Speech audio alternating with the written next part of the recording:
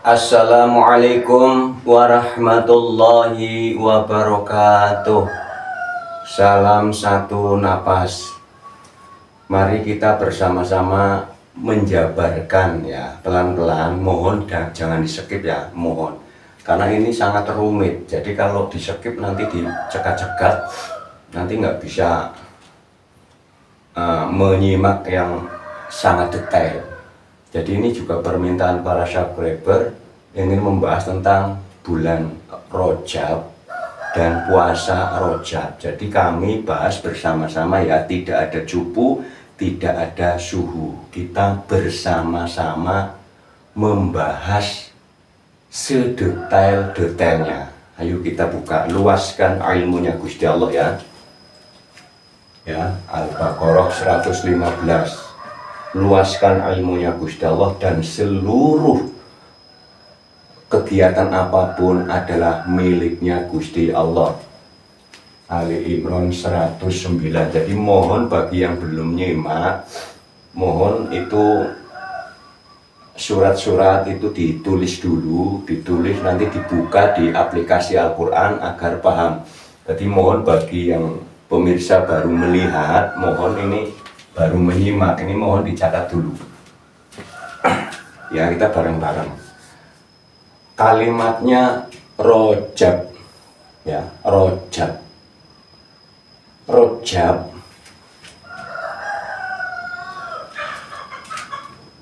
makna global atau arti globalnya turunnya inti ajaran. Turunnya inti ajaran.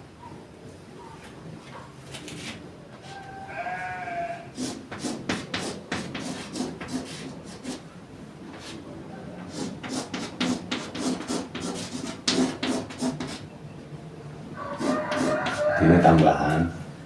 Rajab itu artinya turunnya inti ajaran. Di dalam kalimat Rajab itu ada huruf ro. Ro-nya rahmat atau rahmah atau rahmat. Pemberian Gusti Allah ya, rahmatullah. Saya contohkan begini.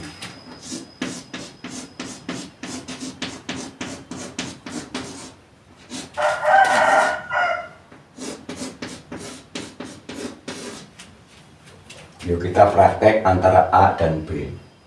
Yang namanya rahmat atau rahmat itu adalah pemberiannya Gusti Allah kepada siapapun dan kepada apapun. Contoh, umpamanya Ahmad dan Zaid itu sudah kenal, walaupun nggak akrab tapi sudah kenal. Ibarat ini A dan B. Di saat Ahmad diberi rahmat oleh Gusti Allah, rahmat yang baik, umpamanya rahmat yang baik, karena yang namanya rahmat ya pemberian apa saja, karena nanti khairihi wa syarihi minallah. Nanti ada kalimat rukun iman yang nomor 6, takdir baik dan takdir buruk semuanya dari Gusti Allah. Nanti dipahami. Kalau jangan, kalau takdir buruk ya dari setan. Setan yang memerintah siapa ya. Jadi kita belajar ke hulunya. Jangan langsung berhenti di setan. Ya, karena setan, jin, iblis semua ini makhluk, teman kita sesama makhluk ya. Ahmad diberi rahmat tentang kebaikan. Nah, rahmat nanti ada kalimat kasih sayang. Di saat Ahmad diberi kebaikan, sifat Zaid, ya, sifat Zaid itu harusnya netral atau menahan diri, biasa saja. Jangan sampai pas giliran si Ahmad dikasih kebaikan, ini iri, memuji-muji. Ya, ini arti daripada syaum atau asyam itu atur, mengatur dan menahan. vibrasi. Karena setiap kehidupan manusia itu tidak bisa lepas dari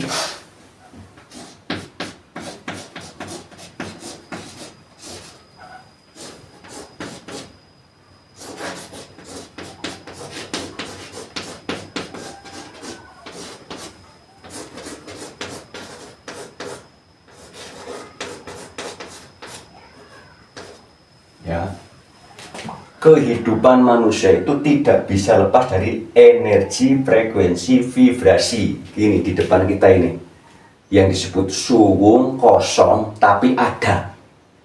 Ya, udah kami buat videonya. Ini kosong tapi ada. Bagaimana caranya? Pakai sinyal HP. Oh iya, ada sinyalnya, berarti ada.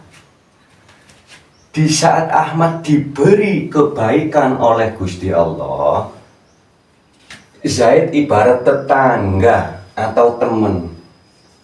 Apakah mau memuji, apakah mau iri?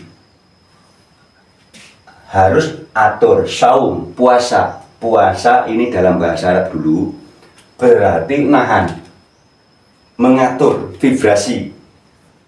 Vibrasi itu ada vibrasi iri, ada vibrasi bangga, benci, ini vibrasi ya.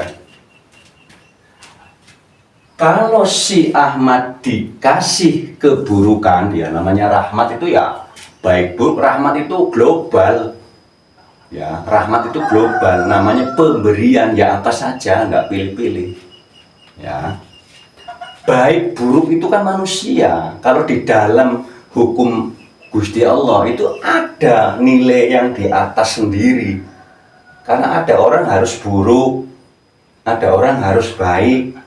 Kalau orang buruk semua, dunia hancur. Kalau orang baik semua, dunia tutup. Nah, kalau baik semua kan nanti banyak yang nganggur, penjara tutup. Kehidupan dunia tutup dong, ya. Jadi, kalau si Ahmad dikasih kebaikan, Zaid mau vibrasinya sedang, karena posisi manusia harus ada di vibrasi yang sedang. Muji-muji kelebihan juga nggak boleh. Di saat ini dikasih keburukan, benci, ngenyek, ngolok-ngolok juga tidak boleh. Berarti si Zaid sudah puasa. Ya, ini kalau dalam kalimat rojak ya. Ini judullah, janya sebenarnya janya jim itu banyak sekali artinya, banyak sekali. Jim di sini maha tinggi, kuasa, mengumpulkan jamik, mengumpulkan contoh. Ini arti yang sudah umum di syariat. Judullah itu adalah kemurahannya Gusti Allah. Nah, ini yang banyak kurang luas. Ya, judullah itu kemurahannya Gusti Allah. Kemurahan itu begini loh. Kalau dalam bahasa umumnya, udahlah kasih. Jadi ngasihnya juga nggak pilih-pilih, udah semuanya namanya kemurahan. Kita kalau sudah banyak uang, banyak rezeki berlebihan, itu sudah siapa saja, ya siapa saja. Di saat Gusti Allah memberi kemurahan kepada kita, umpamanya kan setiap manusia itu pasti ada frekuensi di saat ada rezeki bro, cepet banget. Tapi di saat Gusti Allah memberi kemurahan, kemudahan kita harus bisa menahan diri, mengatur diri. Atur, saya ini rezekinya banyak, penghasilannya banyak, berarti harus fokus kepada yang membutuhkan lagi. Jangan dikumpulin, jangan ditumpuk-tumpuk, nggak boleh. Nanti kalau ditumpuk-tumpuk, harta ditumpuk, apa saja ditumpuk, timbullah kemelekatan. Nah, ini yang berat. Jadi kalau kita dikasih kemurahan sama Gusti Allah, ya kita murah lagi sesama makhluknya, kita memberi lagi.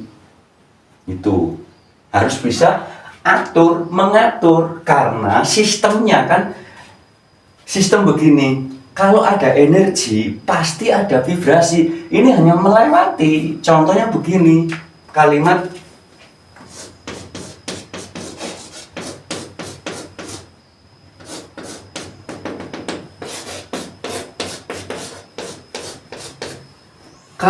terima kasih. Kalau habis nerima, ya ngasih.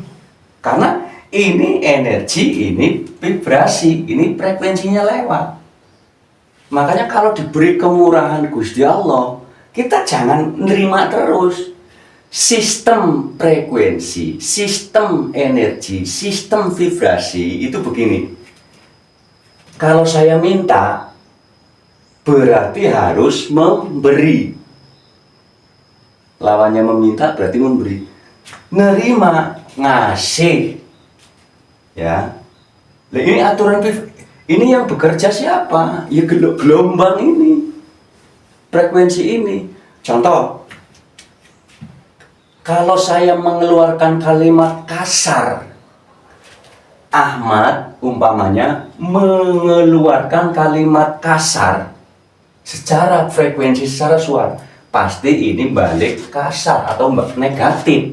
Jadi ngeluarin kalimat kasar, kalimat tidak sopan, itu pasti balik tidak sopan atau negatifnya keluar, vibrasi yang negatifnya keluar. Ini tek tek tek, nggak besok langsung. Kalau ini memuji, ini senang, vibrasinya artinya positif, artinya lega.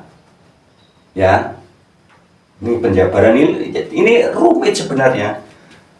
Jadi shaum itu artinya atur, pertahanan, atur atau menahan apa yang perlu di sana diatur. Ya, atur dan nahan itu masih satu. Ya, masih kalimatnya itu masih muter. Kalau Gusti Allah memberi kemurahan kepada siapapun, pas begini, jangan begini terus, harus buka lagi. Terima ngasih itu nggak hilang karena kalau nerima terus nanti kemelekatan. Contoh, kalau Ahmad dikasih kebaikan, ini muji terus, si Zaid ini muji terus, nanti juga kemelekatan juga. Makanya disuruh standar. Vibrasi manusia itu posisinya baiknya di sedang. Coba ini muji terus, ini nggak kuat, sombong lagi, ya kan? Kalau ini dikasih keburukan, Ahmad dikasih keburukan, ini ngolok-ngolok terus, nggak kuat, depresi, kan begitu. Jadi posisi manusia kalau sudah kalimat syaum, asyam, disuruh posisi sedang. Biasa saja, makanya orang-orang yang sudah usul, sudah liko, sudah fana, sudah sumum, itu posisinya di sedang. Ya, posisinya di sedang, hanya begini aja. Jadi, kalau kalimat asyam, itu berarti aturlah, tahanlah, perintah. Kalau ini sudah kerja, jadi kalimat syaum itu kalimat sudah mengerjakan, kalau ini baru perintah. Ya, sudah jelas belum nih? Kalau kita dikasih kemurahan sama Gusti Allah, jangan keakuan punya saya, jangan. Harus diberi lagi. Karena intinya ada di suratul Fatihah. Al-Fatihah itu artinya bukalah pemahaman. Al-Fatihah itu artinya dibuka. Kita disuruh dibuka jiwanya, dibuka hatinya, dibuka akalnya, dibuka pikirannya, dibuka, agar tahu isinya hidup adalah kasih sayang. Di dalam Al-Fatihah itu kasih sayangnya banyak. Pembukaannya kasih sayang, penutupnya juga kasih sayang. Karena kalimatnya juga memberi, walaupun tidak Ar-Rahman Ar-Rahim.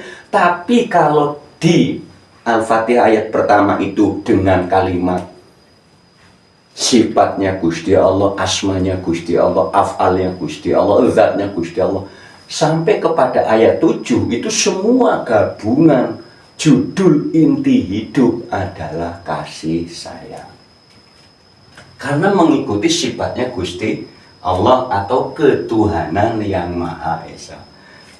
Banyak, ini jangan nanti udah ya, banyak. Birullah, kebaikan dari Gusti Allah. Ini yang paling susah.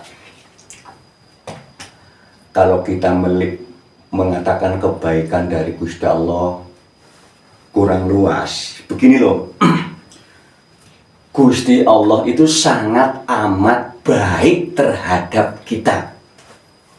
Harus diikutin. Ana ingza dzoni abdibi. Berarti kita manusia makhluk harus berprasangka baik kepada Gusti Allah. Harus berprasangka baik kepada Tuhan. Karena Gusti Allah sendiri di dalam kalimat bulan Rajab, huruf ba-nya birullah, birullah, kebaikan dari Gusti Allah. Nih, kalau ada kebaikan dari Gusti Allah, kalau si Ahmad mendapat kebaikan ini luas banget sebenarnya. Ini kalau saya mau dijabarkan begini loh, orang hidup ya, manusia hidup belum sampai insan kamil. Kalau sudah insan kamil, tahu persis kebaikannya Gusti Allah.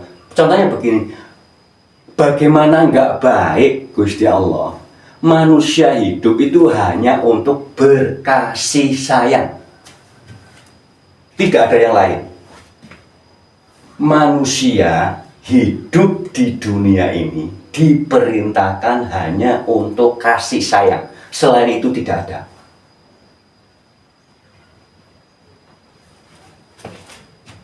Kebaikannya Gusti Allah kepada manusia hanya untuk berkasih sayang. Kalau meninggal, kalau di dalam hidupnya tidak pernah tahu Tuhan itu seperti apa, Gusti Allah ke koyo opo, tan kena kinoyo opo. Tapi kalau hidupnya berkasih sayang kepada sesama, pas pulang, pas sakaratul maut itu ya biasa. Karena sudah terbiasa memberi. Jadi memberi itu melatih menyopot keakuan. Tuh. Ya logika ya, kalau orang sering memberi itu keakuannya nggak ada. Orang pelit yaitu keakuan. Sehingga mau pulang susah. Karena merasa, aduh harta saya sudah ditumpuk, mau diapain? Itu punya saya. Sedangkan harus kembali kepada Gusti Allah, yaitu jangan sampai ada keakuan ya. Ingat di sini, keistimewaan yang disebut bulan Rajab dari kalimat sebetulnya setiap bulan itu semua punya keistimewaan, tinggal kita mengkajinya bagaimana, mengartikannya. Kebaikan dari Gusti Allah, ingat ya, Gusti Allah bagaimana nggak baik. Hidup itu intinya cuman berkasih sayang. Rajab secara global turun inti ajaran.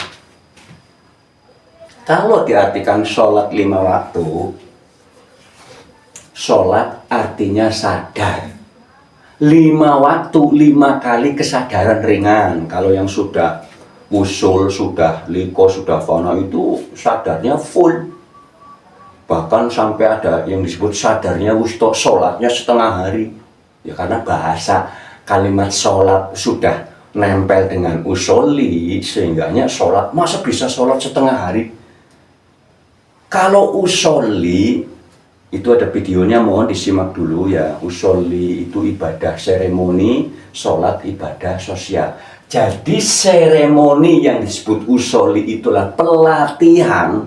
Setelah paham, setelah tahu, bergeraklah, kerjakanlah sholat. Sholat itu kesadaran. Kesadaran kita, kesadaran manusia itu diperintahkan untuk kasih sayang. Ajaran intinya Gusti Allah, jelas ya. Al-Quran jumlahnya 6.000 lebih ayat. Ya lebihnya terserah mau berapa, karena beda-beda ini. Pokoknya judulnya 6.000 lebih ayat. Diringkas menjadi satu Al-Fatihah, satu surat. menjadi 7 ayat. Diringkes menjadi satu ayat.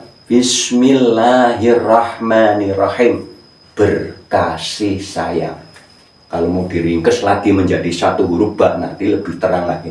Jadi intinya sudah nggak ribet. Gusti Allah itu Sang Maha Baik. Kata Gusti Allah, lah saya baiknya apa sih? Kurang baiknya apa sih? Orang cuma disuruh kasih sayang kok, semampunya, nggak maksa.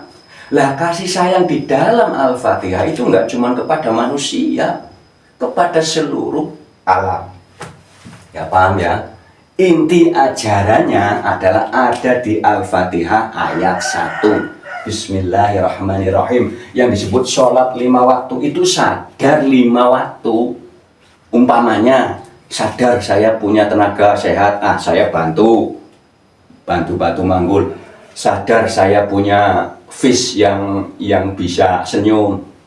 Sadar, kan disuruh menghormat, berkasih sayang. Berkasih sayang luas, tenaga, senyuman. Kalau punya gula kasih ke semut, ke hewan. Pokoknya kata saya nggak mampu, nggak mungkin, karena Gusti Allah sangat amat tahu. La yukallifullahu nafsan illa wus'aha. Artinya kita memberi mampunya kita, manusia pasti mampu. Masa gula sak empret nggak mampu dikasih ke semut, ya ke hewan apa saja, ya makanan sisa cari hewan, apa ayam, apa kucing, apa anjing, kasih, ya karena semua itu makhluknya Gusti Allah. Ini kalimat sudah paham kali ya. Inti turunnya ajaran adalah kasih sayang. Nah, sholat 5 waktu, sholat itu kesadaran. Orang kalau sadar pasti berkasih sayang, ya kalau sadar pasti otomatis berkasih sayang.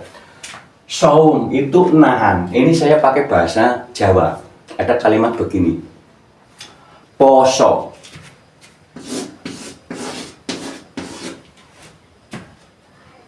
Poso itu ngeposke roso, atau dalam bahasa Indonesia ya menitikan rasa. Titik pos itu titik. Pos itu titik. So, roso. Rasa, titik rasa. Poso ngeposke roso atau menitikan rasa. Ya, pos itu titik. Rasa, titik rasa. Guru sejati, rasanya bagaimana? Nah, contoh. Kalau kita mukul, di sini rasanya bagaimana? Mukulnya setelah itu nyesal. Kalau kita dihina, rasanya bagaimana? Kalau kita dipukul, rasanya bagaimana? Kalau kita diapa-apain, ini di sini rasanya. Untuk pelatihan rasa, makanya wong Jawa tirakat poso ngeposke roso. Nah, ini satu, ya. Sama juga kholwat, ya. Nanti kholwat tanggal 27 itu 3 kalender sama, ya. 3 kalender sama-sama 27 semua, kalender Jawa, kalender Hijriah, kalender Masehi, tanggalnya sama, malam Senin, ya. Kelahiran Nabi Muhammad. Ini poso ngeposke roso. Puasa yang menahan lapar dan haus. Ya, karena puasa itu artinya kalau kita sudah tahu nahan lapar dari fajar, ya dari imsak sampai maghrib itu nggak enak, lapar itu nggak enak. Prakteknya kalau sudah melakukan nahan lapar dan haus, ya kalau kita puasa dari imsak, dari waktu imsak sampai maghrib, lapar itu nggak enak, perih, berarti kita prakteknya di luar. Kalau ada orang kelaparan, kita disuruh ngasih. Saya kalau lapar nggak enak, berarti dia juga nggak enak ngasih.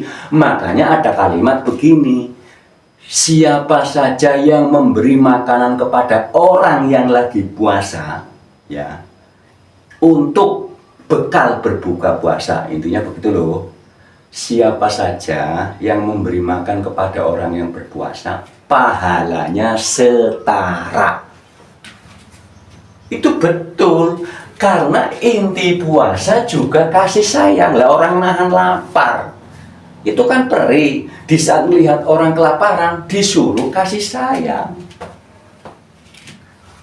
Poso ngepos keroso, kalau sudah tahu rasa ya kasih sayang lagi intinya.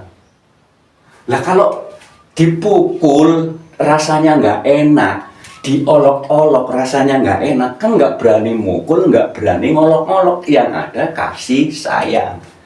Puasa yang menahan lapar dan haus, intinya kita disuruh merasakan kalau lapar itu kayak mana. Kalau sudah tahu lapar nggak enak, memberi kepada orang yang kelaparan, memberi kepada orang yang kehausan. Inti, apalagi ini coba. Ini hanya kalimat perintah ya, artinya saum itu bahasa Arab artinya atur nahan, on off, ada lagi. Ya mohon mungkin udah jelas ya. Jadi kalau orang berpuasa rojab umpamanya 2 hari, 3 hari, 7 hari umpamanya, tapi menahan lapar dan haus saja tanpa tahu isinya, juga kan kasihan. Jangan ngarepin pahala, malu jangan. Kalau kita puasa ngarepin pahala, lah nanti di-scroll kenikmatannya Gusti Allah, malu loh. Kalau orang sudah wusul, itu di-scroll. Kamu kok minta pahala mulu, lah itu mata kamu bisa melek begini, itu siapa yang bekerja? Itu tangan kamu mengangkat, siapa yang bekerja? Itu yang di dalam perut yang mengerjakan antara makanan jadi vitamin, jadi kotoran, itu siapa? Itu makanan yang dari A, dari B itu saya atur buat kamu. Itu siapa yang atur? Malu kalau kita minta pahala. Malu. Karena kebaikannya Gusti Allah itu divisualkan, kita malu sendiri. Itu yang ngentut siapa yang ngatur? Apakah kamu bisa ngatur kentut? Apakah kamu bisa ngatur buang air besar? Itu kami yang bekerja, kata Gusti Allah. Malu kalau minta apa-apa. Nanti kalau bagi yang belum memang nggak malu, minta terus. Begini contohnya, kalau si Ahmad minta mulu sama si Jahid, tiap hari minta mulu, kira-kira Jahid kuat berapa lama? Itu loh. Kita punya anak 2 umpamanya, yang satu minta mulu tiap hari, pagi minta, siang minta, sore minta, rasanya bagaimana? Jadi kita disuruh bersyukur. Kalau kalimat bersyukur, terima kasih terus, berarti secara hubungan energi, terima kasih itu kan berarti energi, berarti harus ada vibrasi. Kalau saya minta, berarti harus ada kalimat memberi. Tapi kalau saya terima kasih, berarti posisi sudah diberi dong. Terima kasih. Sudah ada yang sudah mengatakan saya terima kasih. Berarti harus ada vibrasi yang memberi.